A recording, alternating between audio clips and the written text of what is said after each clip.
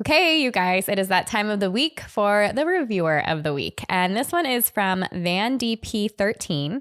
She says, best podcast, and then all caps, and host, which I'm just going to do a nice pat on my back for that one and say thank you. But she said, I am just entering the third trimester of my third pregnancy, and I am a self-proclaimed birth and breastfeeding nut. I found this podcast when I was about 10 weeks pregnant, and I have been binging ever since. Some episodes I even listened to 5+ times. She is so good at giving pregnant mamas all their options and empowering them to advocate for themselves. I reached out to Stephanie on Instagram and she replied so quick and didn't give me a quote, one size fits all answer. She asked me questions so she could answer to me specifically, which I thought was amazing. I can't wait to join the birth course and have my third birth be one I'll never forget. Because of Stephanie, I'll be prepared, empowered, and ready to advocate, and so will my husband. Thank you. Thank you. Thank you so much for leaving that review. And I really appreciate the detail. For those of you that are listening, I think it's probably because my Instagram is still small, like in the scheme of things. I really do like get into my DMs and I talk to you guys one-on-one. So yes, if you find yourself with a question or something, you can email it at hello@myessentialbirth.com, or you can message me directly on Instagram at myessentialbirth. And I really do love connecting with you guys.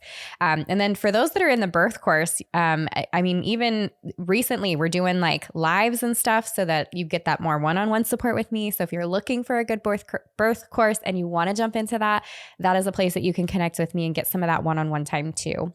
But this week's episode is another birth story, and I am loving that we are just collecting more and more of them. I'm really excited about today's guest that I have with me because we got to kind of connect and reach out privately, you know, a little bit before this as well.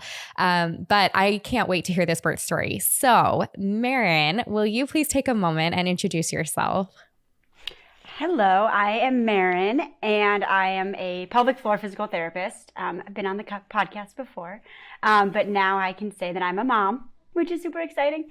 I'm almost 4 weeks postpartum, so I'm got the hormones going. So if I start tearing, that's, normal. Just really excited to talk about it. I live in Kansas with my husband, originally from Chicago, and I've lived in Seattle and New York, so all over the place. But now we live in Kansas. We have a really cute dog, 2 cats, and our baby girl, Ensley. We are super nice and gave her a difficult name that's difficult to spell. Because my name's difficult. So I just had to share the love. But yeah, so I am, 4 weeks, like I said, tomorrow I'll be 4 weeks postpartum. So she'll be 4 weeks old, which time is just absolutely flying by. A little more about myself. I love sports. I don't know. That's just something that I absolutely love. I got really into watching football when I was in college. I'm a huge Seahawks fan, but I also go for the Chiefs because I live here and I can't not.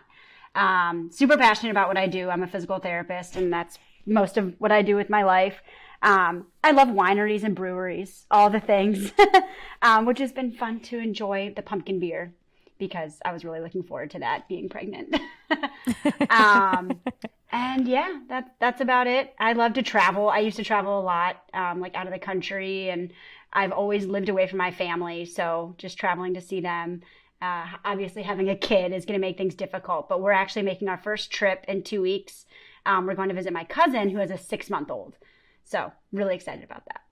That's awesome. And yes, I am so excited because, well, and I just always love when moms, especially with their first babies, choose to be empowered or like even think of their options and stuff like that. I feel like because of my experience and the fact that I didn't think of those things until the very end of my first birth, it always amazes me when I have moms that are just really on top of it like that. So I'm really excited for that part too. But will you tell me a little bit about your pregnancy and anything that was like weird for you or abnormal, or like, I want to hear like you're a pelvic floor therapist. Were there specific like pelvic things that you were doing in preparation and stuff? But like, how was your pregnancy? Tell me a little bit about that. And then we'll kind of move into your providers as well. So, okay, first of all, I work in this field, right? So I see, what I would say is I see the bad things. I'm seeing the patients who come in with pain and just difficulties or pelvic rest or just, I've seen all the bad things. So I think going into pregnancy, I was nervous. I was kind of scared that I would have pubic symphysis dysfunction and I would have round ligament pain. And I always thought I knew what these things would feel like just based off of, I know how muscles work and I know how the body works. And I talk about it literally all day, every day. Number one, I feel like, and I heard this from a patient once, and so I've been using the term, I had a unicorn pregnancy. I feel like things were pretty good. I had my first big pain that I had was actually, and I have to laugh about it now. I had two of my best friends visiting when I was about 14 weeks pregnant, maybe 16 weeks. And we laughed one night for 4 hours. We were just laughing, dying laughing. And I woke up the next day with a really bad pain in my back. And it turns out a rib went out. And I honestly don't think it had anything to do with the pregnancy. Obviously, my ligaments, with relaxin and everything like that. But I think it was from laughing. I think it would have happened even if I wasn't pregnant. But that was super unfortunate. I went to a chiropractor who's a friend of mine. The pain lasted for about a week. It was bad. And then it went away. And then I had to laugh because every time I saw my doctor, I would have a new pain. And it would last about a week and then it would go away. So I had the rib pain. I had something in the front of my abdomen when I started getting bigger. I had a lot of surgeries as a baby, so I have a lot of scar tissue on my abdomen. And so I think it's when I started to stretch in my ribs and I started getting pain there.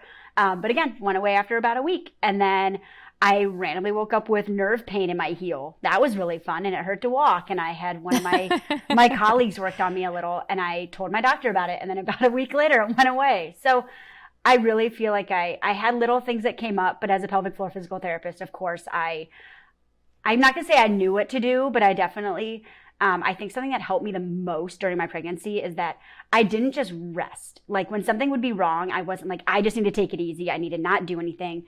I kept moving. I went to work. I never exercised a ton. I did some yoga.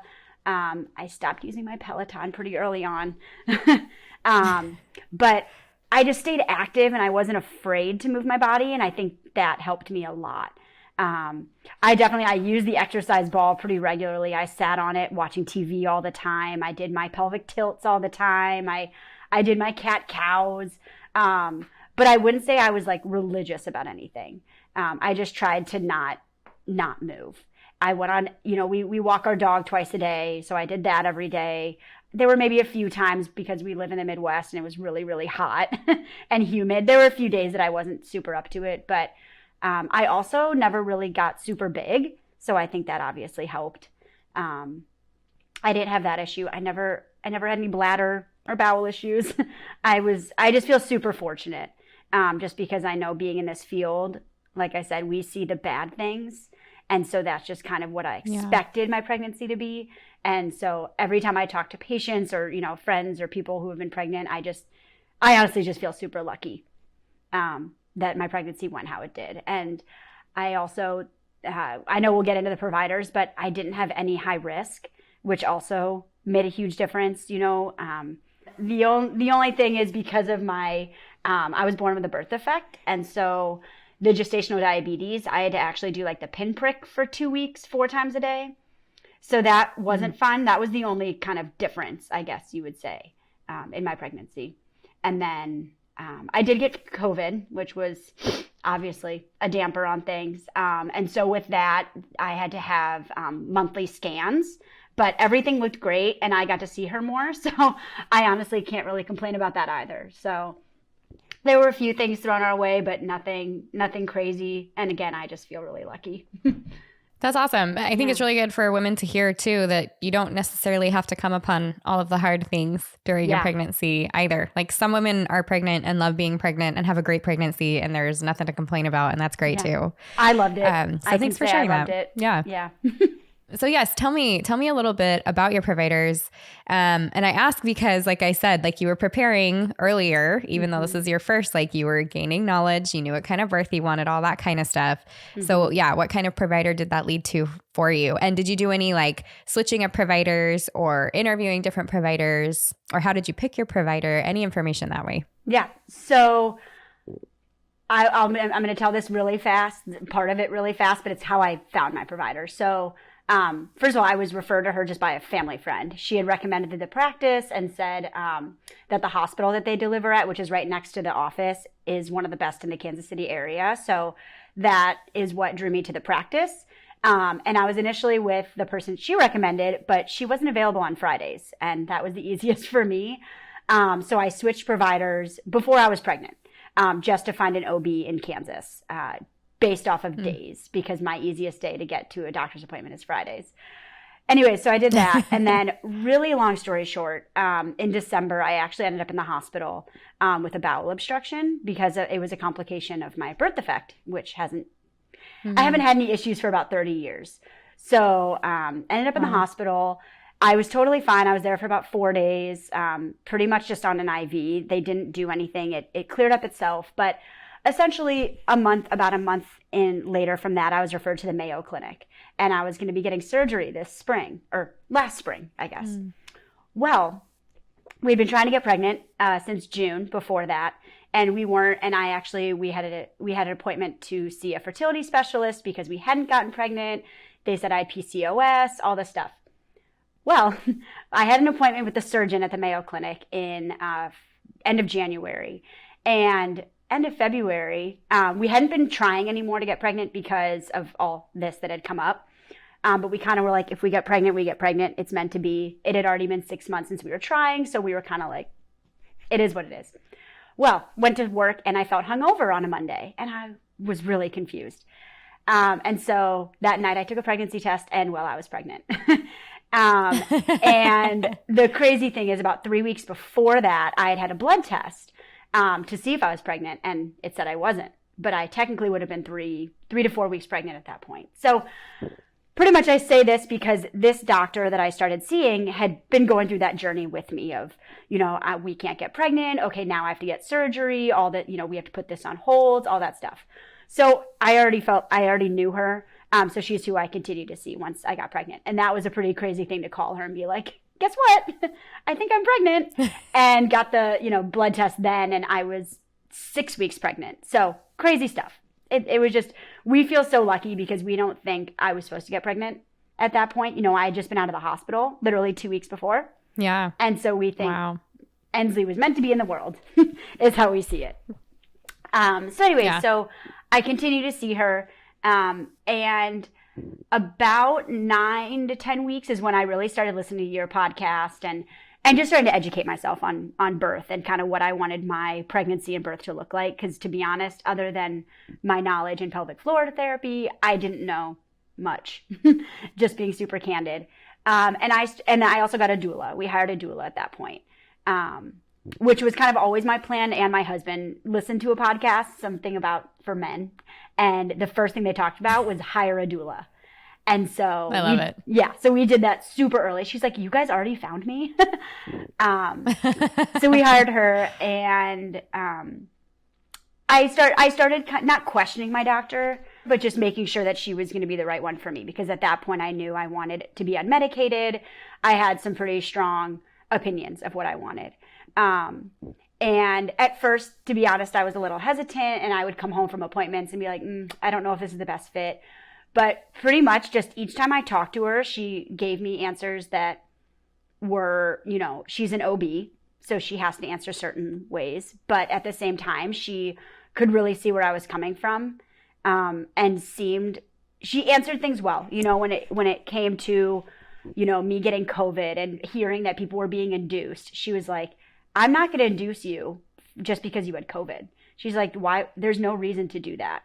And she also mentioned, when we started talking about like effacement and dilation, she's like, I only recommend inducing if your cervix seems like it would be appropriate.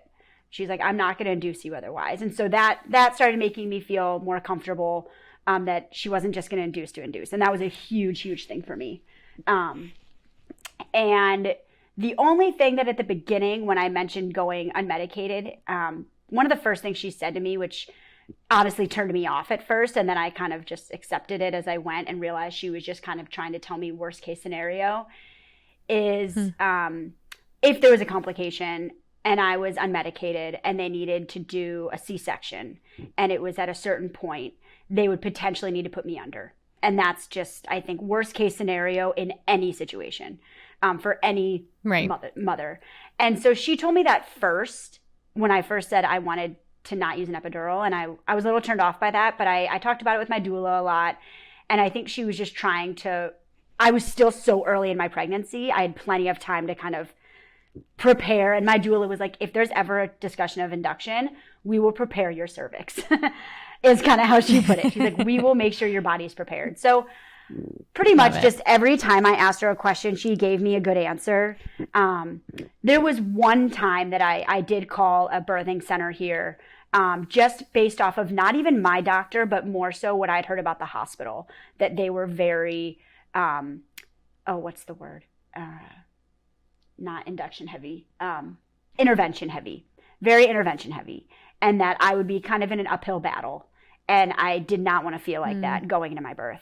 So we reached out to a birthing center, and then I had actually heard that birthing center didn't have great reviews and didn't have great, my doula said they didn't have great experiences there. So I let that go.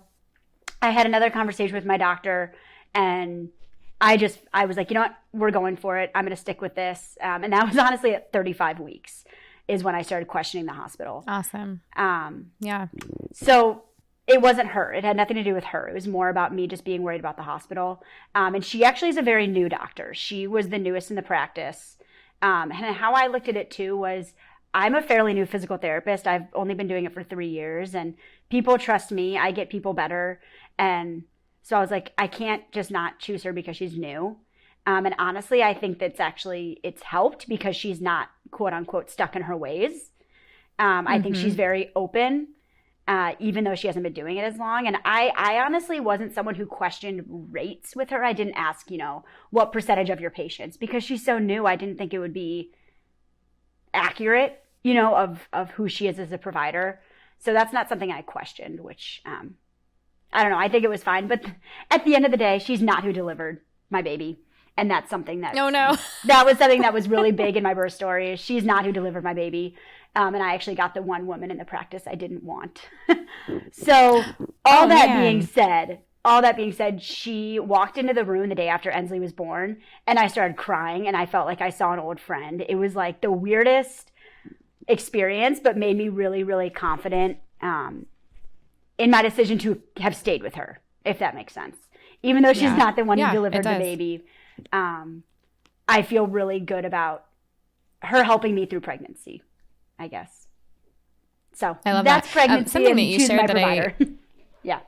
I like it. I was going to say something that you shared that I think is really important, or that I'd like to highlight, is that, first of all, at 35 weeks, because there's really no time that you can't switch a provider. You can switch a provider at any time. And I understand for people that are listening, sometimes it's like, well, my insurance doesn't, or I'm in this location where I can't. Like, in general, though, like, you have the right to switch your provider at any time. So I love that you reached out. And a couple things that you said. First of all, you went to a birth center. And because you went to the birth center and you were able to decide that isn't for me, it solidified your decision and how you felt about where you were, which is huge. Because even if you interview another provider and choose to stay and don't choose to switch, then great. You're all the more solid in how you're feeling about that. The other side of that was you had people to bounce that off of that had knowledge and education. In this case, your doula. She had personal experiences there and communication and information from other people who have had the same. And I think that would be my recommendation to women that are listening right now, whether or not you choose to interview providers in or out of hospital or birth center settings. I love the idea of using other birth professionals to help you navigate that choice, whether that is a local birth doula or a local birth educator. Reaching out to women that have experience with those locations and with those providers is going to be huge in helping you decide what is best for you. So I wanted to highlight that because I'm like, that's huge. Like, it's not about you switching, or it's not about the birth center versus the hospital. It's about feeling really confident about where you're at, however you get there. So that's awesome. And I think that comes from having the contrast, right? Like interviewing different providers, whichever way you choose to go. So thank you for sharing that. That was really awesome. Will you tell me, your birth partner how did dad help along the way? How was he supporting you, even as you're like, I'm going to go check out this birth center, or I'm going to switch this up and change things here? What was it like for him, even wanting to go unmedicated? Was he like, hold up, Yeah. So my husband's an engineer. I'll start with that. He's a mechanical engineer. So he's very logical. He's very smart. But he's also extremely supportive. And we have, of course I'm getting all teary. We have a really great relationship, and he I'm in this field. So he trusts me, and I was doing my education, but I shared not every single episode that I would listen to, but I sent him so many podcasts. And there was sometimes that I would like read literally a headline, like not a headline, but the title of one of your podcasts or something. I was like, oh, I'm going to listen to this later today. And I would send it to him. He would listen to it before me. Like he listened to so many of the episodes and gave me his opinions about it too. He wouldn't just like listen and not say anything. We would talk about it. In the beginning, I was like, okay, we're going to, meditate every night, and we're going to do all this stuff. And we did a few nights, but I'll say this, I'm a very awkward person when it comes to like massage and things like that. I don't like to be touched. It's weird as a physical therapist, but I don't like that. So that was, I would say that was like the only challenging thing for us. We would just laugh and like be weird about it. So that didn't really go over super well. But other than that, he came to almost every appointment. The only time he couldn't come was he had a meeting that was scheduled and he couldn't make it. But luckily, with changes in COVID policies, he was able to come to pretty much every appointment. He listened to the podcast. And as soon as I told him that I thought I wanted to go unmedicated, I don't remember ever a time that he like questioned it. It was more of just like, oh, okay.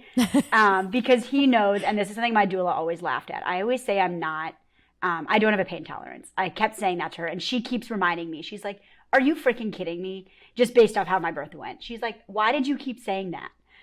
And so I think that was his only fear, was like, are you going to be okay? But other than that, he essentially said at one point, like, whatever you want to do. He's like, I'll support you however you decide you want to deliver. He never had an opinion in terms of trying to sway me one way or the other. It was more of just whatever you want to do, I'll help. I'll support you. So that was pretty much it. I think in the beginning, so this is something that I loved at our hospital. They referred to the partners as Northsiders or Southsiders. And so they asked my husband, they're like, do you think you're more of a Northsider or a Southsider? Meaning, during the birth, are you going to stay up by the mother's head or the mother's area? And he at first said a Northsider. And he also at first said he didn't want to cut the umbilical cord. He's like, I don't know. I don't really know if that's something I want to do. Well, he cut it, and he watched the entire thing. He saw everything that happened. He was up on my head part of the time, like holding my leg, but my doula was on the other side. And like, for instance, she came out with the cord wrapped around her neck, and he watched them undo it. Like, there were a lot of things I didn't realize he was watching that he's like, no, I saw the whole thing. So I think for him too, awesome. Who, again, as an engineer, he's not in the medical field. He doesn't like blood, all of that stuff. He really, really like jumped into it and just, I think, got an experience out of it just as much as me, which I think is super cool. And I think for him, it was that is very cool. Not that he needed to do it to grow up or anything like that, but I think for him, it was definitely just a learning experience, and something I don't think he probably ever thought he was going to go through was like having someone who wanted to go unmedicated and really felt super strongly about it. But I think it's really changed his view on things too, I think.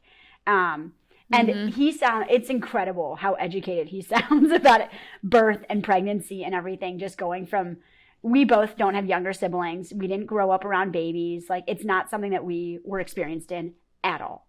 So just to see how much we both have changed in the last year is just insane.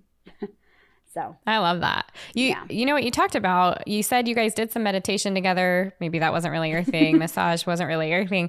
I love that you definitely had the knowledge piece, right? So you're listening to the podcast. You guys are getting educated about your decisions.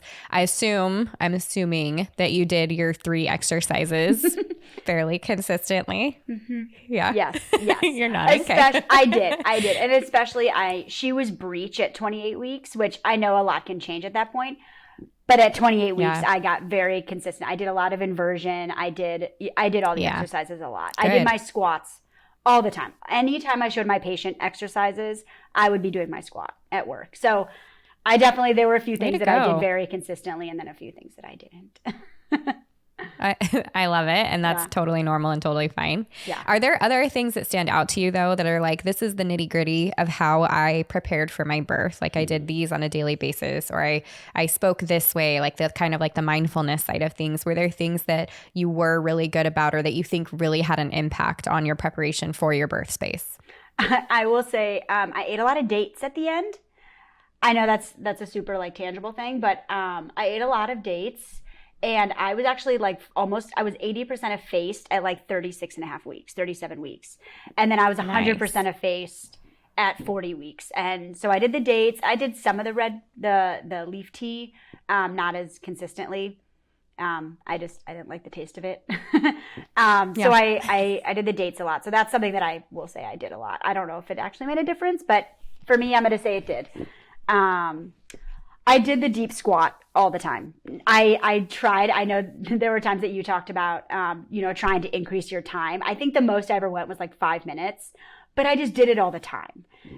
Like we'd be sitting, I'd be playing with the dog and I would be in a squat. Or like I said, anytime I showed a patient an exercise or we were on the ground, I'd be in a deep squat. So that one I did a lot. Like I said, I walked a lot. I did try the curb walking at the end because I did go past my due date. I think it hurt my hip. I think I was doing it wrong or I did it too much. Oh. But or I was just 40 weeks pregnant and that's what was wrong. But I did do that at the end. Like half of our walks, I would do that a little bit. In terms of like mindset, there were a few times that I would kind of like have little conversations with myself. But I don't know. I'm not a huge, how do I say it? I don't know. I'm a pretty positive person to begin with. I really like to look at the positive sides of things and not worry and not look at negatives or get worried. I guess I really try not to. So I think just the majority of the pregnancy, every once in a while I would catch myself like just looking at my stomach, like looking at my belly and just like talking to her. I don't know. I love that. Of course, again, 3.5 weeks postpartum. This is why. Yeah, I think I would just do that. And just like every time she kicked, I would just get so joyful and, just feel very positive every time I would feel a lot of movement and things like that. So I think that was my way of doing it was, just every time something went good or like, an ultrasound, we would see her and, they would say really good things. That's pretty much kind of how I stayed positive. And sort of in terms of like positive affirmations and things like that, I would just find little moments in the day more so. I like that. Yeah. I like that. Yeah. Because I think, yes, it should be kind of like part of your everyday. And I think when you're pregnant, right, like you're constantly thinking about that baby in there. There's no getting it off your mind. Yeah. So yeah. The perfect time is any time. So That's awesome. Yep. Okay. Walk us through the birth from that very first contraction all the way to giving birth to your baby. What was that like for you? How did you know you had, like, it was real, all of that kind of stuff? Okay. So mine, it's fun. I think I don't know. Telling the story is fun for me. Just because I did so much prep and yet I didn't know I was in labor for many, many, many hours just because of how mine went. So first of all, I'll say, at my 40-week appointment, I asked her, I was like, okay, what's the plan? I pretty much, because we had talked about how late she would let me go, pretty early on. And she kind of said somewhere between 41 and 42. So we didn't really talk about it after that. And what she said to me was, we'll schedule you for your 41 week. We'll do an ultrasound. No, she didn't say that at first. I'm sorry. She said, we'll schedule you for your 41 week. If you still aren't in labor, we'll probably plan an induction. And I looked at her and she said, but you can say no. And I said, okay, no, I don't want to do that. She's like, okay, so here's our other option. So that's what I loved about her. She would tell me like what their policies were and what their usual protocol was, because that's the people they're usually dealing with, is people who are like, okay, yep, that's the plan. But she knew me. She knew I wasn't going to just say okay. So she was like, so what we'll do is at 41 weeks, you'll come in, we'll do an ultrasound, make sure baby looks okay, make sure placenta is working well. And as long as everything looks fine, we can go into the 42nd, like into the next week. And you can choose what night you want to come in for an induction, if you don't go into labor. So we essentially were kind of in our minds, I was like, I got to get this baby out. So then I was like, I'm going to eat all the dates. I'm going to do the curve walking. I did all of that stuff a lot. And at this point, I was done working. I stopped working on my due date. Well, I worked on my due date. And so she was like, do you want to do a membrane sweep today? And I said no. I was like, I don't want to do that. So I came home with kind of the mindset of, all right, let's see if baby comes out. And this is also really important to the birth story, is my parents were in their RV driving at this point from Seattle to Kansas, because they were going to come stay with us for a week. And so, but we didn't know when baby was coming. So this was like a whole thing. My mom's like, well, why don't you just get induced? I'm like, because I want baby to come when baby wants to come. She's like, but we're going to be there soon. I'm like, you'll have to find something else to do. So I came home and I was like, you know what? Maybe I will do the membrane sweep. And that was just a personal choice. I was like, if it can help things kind of get going, it's a pretty natural thing for, it's just kind of like a cervical check, which cervical checks I was super hesitant about. And I will say, I will happily say they were not nearly as bad as I was expecting. I was really worried about it. But for me, they really weren't too bad. I only had her do one at 37 weeks and then 40 weeks. So I didn't have her do it the in-betweens. The 37 was, I just want to see how it felt. I was super worried about it. So that was more of like, I knew I was early enough that if I wasn't dilated or anything, I wouldn't be upset about it. So that's why I did it at 37. And then we waited until 40. Anyway, that's really smart. Yeah. I feel like that's something for moms to hear too. If you're curious about what it's going to feel like, I actually love the timing and everything that you just talked about there. It worked out. It was good for me. Even though my husband and I both talked about we weren't going to do it. And then I kind of was like, you know what? Let's just see how it feels. And it won't affect me mentally. So that worked for me. So anyway, so I called them the next day and said, can I come in earlier than Thursday next week to do a membrane sweep? So we scheduled for Tuesday, October 4th. I went in that morning, had a membrane sweep, went super easy. My husband and I went and got coffee. I came home. He had to keep working. My parents were now close to being here. And I pumped. So that was something I did that day. I used the breast pump, both sides, about 40 minutes total. I'm not given any sort of like frequency duration, but that's just what I used. And that's what my lactation consultant friend said would be safe. And she kind of helped me through it. Started getting real crampy. And then at around 5 o'clock, we took our dog on a walk. And this was literally the moment my parents turned in the driveway. And I got this like sharp pain in my back. And my neighbor across the street was like, you look like you're in labor, jokingly. And I was like, I know, that was weird. That was like a sharp pain. Well, we went on the walk. We came home. Back pain was kind of increasing, but no contractions, right? We came inside, parents got settled, whatever. We were just hanging out, and my dad was craving pizza. And I was like, pizza is the one thing I don't want. But I gave in because we couldn't decide on anything else. So we went out to dinner. So this was like 7:30. We went out to dinner, and I sat on, at restaurants, those stools that have no backs, and like for a short person who's 5'2", they're not ideal. Well, I sat in that, and I was having back pain pretty regularly. And I also couldn't really focus on conversation. I really didn't want to hear anything anyone had to say. I was not happy. I was just starting to feel more and more in pain. And so we came home. I sat on the ball, and I was in more pain sitting on the ball. And we were watching a baking show, and I was like, I'm done. I'm going to bed. So about 10 o'clock, I went up to bed, and Zach did too. He fell asleep, and I couldn't. So the back pain started getting more. It was coming more in waves. And I was like, oh, maybe this is labor. So I texted my doula, and I was like, all right, I'm starting to have these regular pains. pretty much texted for 2.5 hours.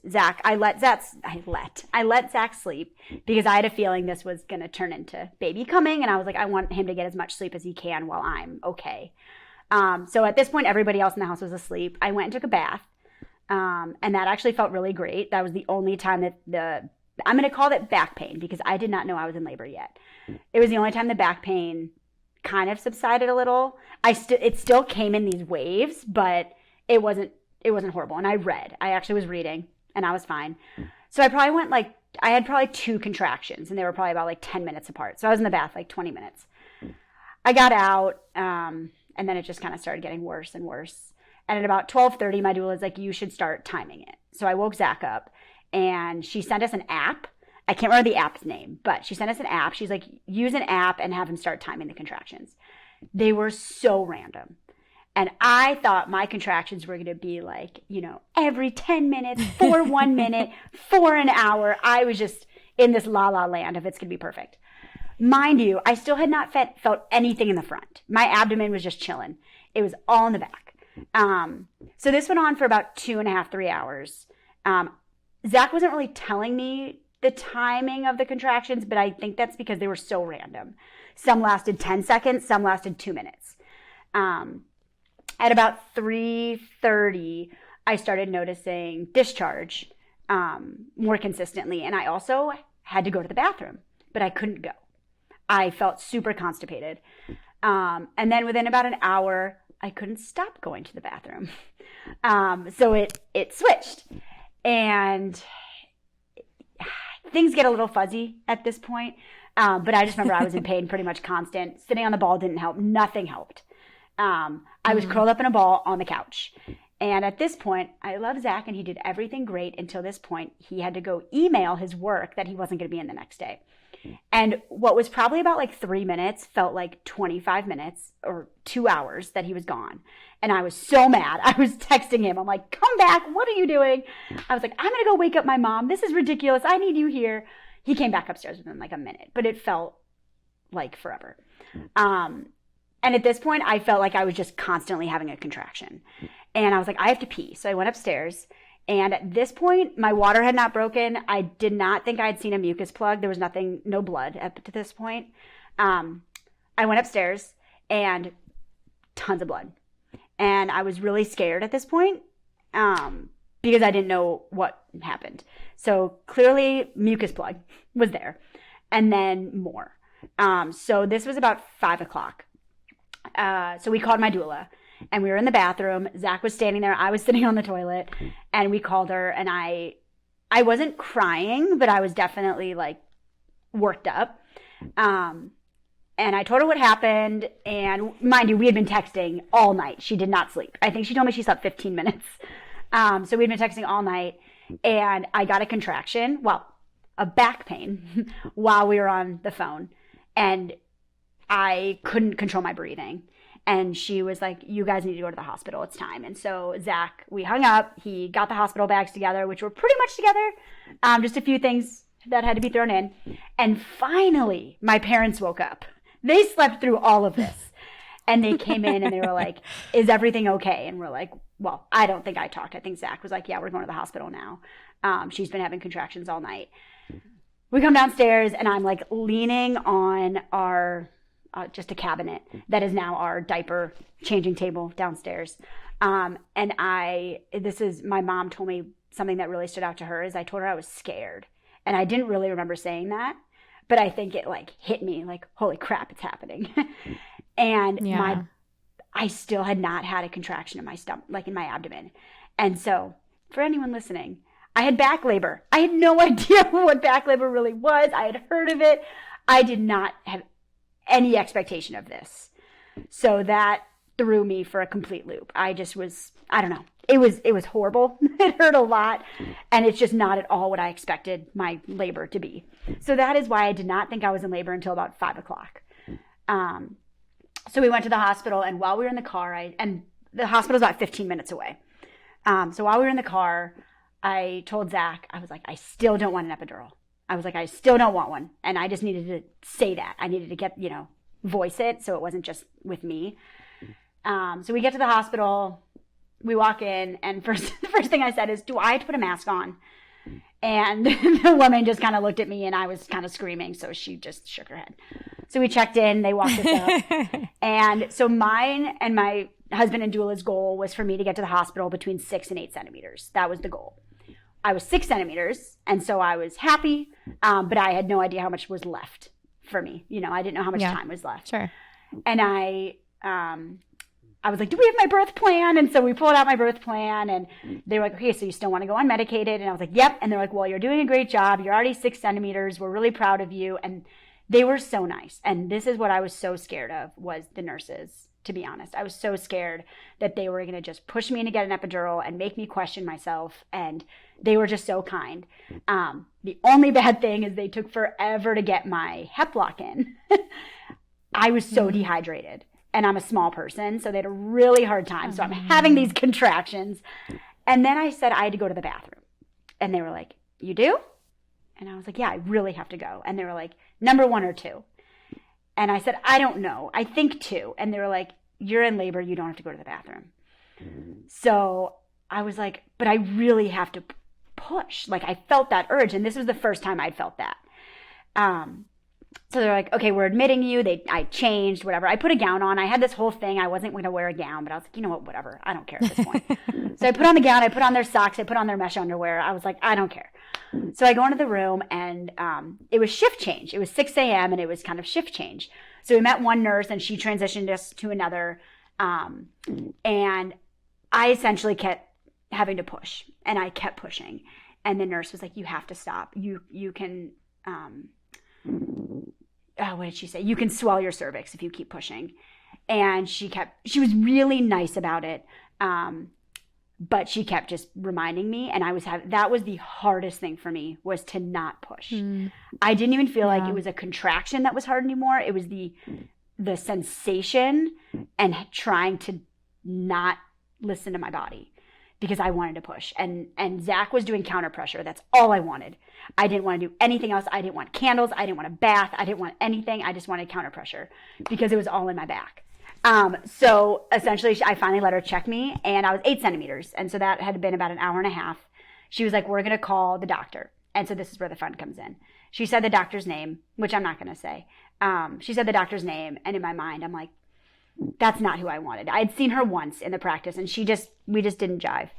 So anyways, next thing I know, my doula was there at about 7:30 or maybe 8 o'clock, and I couldn't help but push, and I just kept doing it, and it was so hard not to. Next thing I know, I think I blacked out. Doctor came in, checked me, and said, I'm going to break your water. And I was like, no. I said, I don't want anyone to break my waters. And I was like, well, am I dilated? She goes, yeah, you can start pushing. And I was like, oh, okay. So I was like, break my waters. I don't care. It felt good. It was so weird, but it was like, I think my body just needed like a different sensation. And so this was 8:05. So we got there at 6. 8:05, I started pushing. The doctor kept telling me to hold my breath, and that was a whole thing. I kept saying, no, I don't want to hold my breath. She kept saying, you're making too much noise. Stop making noise. She's like, I shouldn't hear anything come out of you. The other thing is she wouldn't let me push on my back, or she wouldn't let me push in all fours. That was the whole thing. So I ended up pushing on my side, but she kept telling me to scooch over. And I'm like, with what strength? I just had no strength. Anyway, so I pushed I think I had like 4 rounds of contractions. I used a mirror, which, oh my God, helped me so much because I could see her head and I could see her hair. And I was like, oh my God, that's a baby. So that for me, I'm so grateful. And I would do that in a heartbeat again. And so then I saw her head and I did this crazy push and her whole body came out. So it was 15 minutes. It was 15 minutes of pushing. And I think, so I felt the ring of fire. And I think for me, because again, I'm not good with pain. I don't think I'm good with pain. I think my body was like, we got to get this thing out. So as soon as I felt that, she came out. And that was pretty much it. She was perfect. She was healthy. She had the cord wrapped around her 3 times, which all I could hear was 1, 2, 3. I didn't know what they were saying. But she was crying, so they didn't tell me until later, which I'm actually very grateful for. And yeah, she was perfect. They put her on my chest immediately, and her nurse, so like the pediatric nurse, was amazing, and came over and just put her on me, and she latched and breastfed for 30 minutes, and I was just like, oh my God. And then I did tear, but I think it's because she came out so fast. So I got a 2nd-degree tear. I will say, for anyone who wants to go unmedicated, which was super important to me, but I also did not want to feel stitches, I got lidocaine right as I started to push. I asked her to give me lidocaine, which I think really, really helped me be able to do it, because I couldn't feel the sharp pain as much. I could feel everything else, which I'm grateful for. And I had all of the urge myself to push and all of that.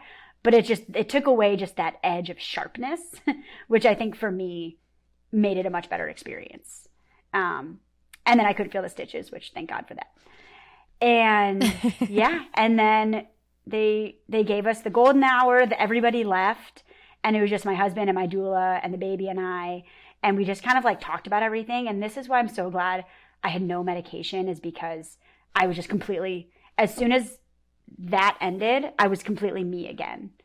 And I never felt drowsy, anything. And I did ask my doula, I was like, I don't know when transition happened. She goes, oh, I do. She was like, your whole demeanor changed. And she's like, you went very quiet in between contractions. But she was like, there definitely was a change in your mood, which I couldn't tell.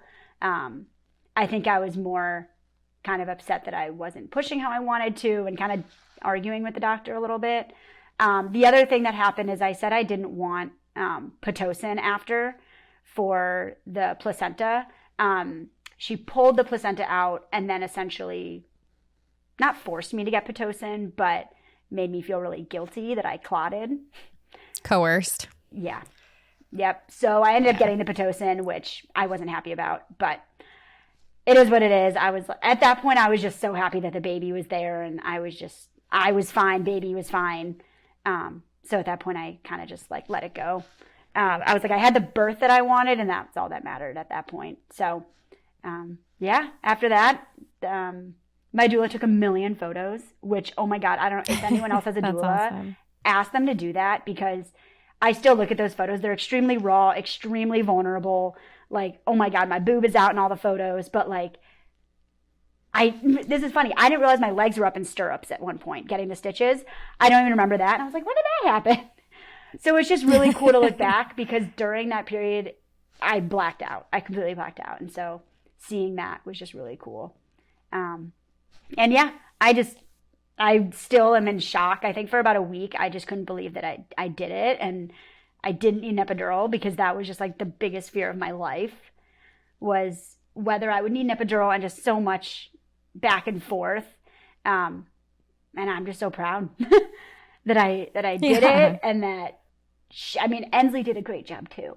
It's also on the baby. So that was it. And then she was healthy, and we left after a day. I really wanted to get home. And so they let us leave with some stipulations that we had to go to the doctor to check everything the next day.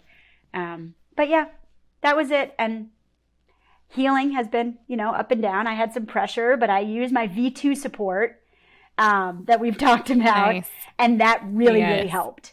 I will say, anybody with a vaginal delivery, use it. I wore it under my sweatpants. No one could tell I was wearing it. And oh my God, I could walk so much more comfortably, and I could walk further and all that. So that helped me a ton. Other than that, I rested. My parents were in town, and they were amazing. They cooked for us. I felt like I was at like a 5-star hotel. It was amazing.